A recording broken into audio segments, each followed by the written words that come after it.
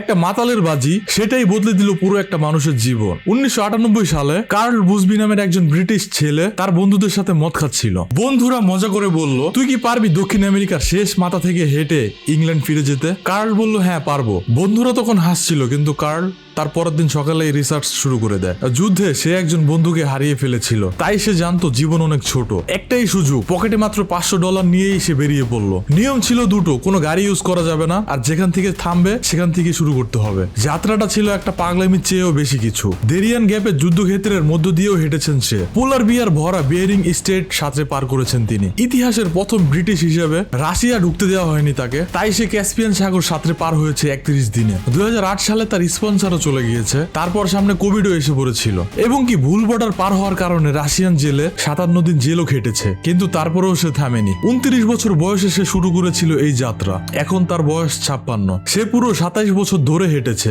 এই সেপ্টেম্বরে অবশেষে সে ঘরে ফিরবে। কার্ল বলেন, পৃথিবীটা অনেক সুন্দর জায়গা, আমরা যতটা ভাবি তার চাইতে অনেক বেশি সুন্দর। ভিডিওটি ভালো লাগলে লাইক কমেন্ট শেয়ার করে পাশে থাকবেন।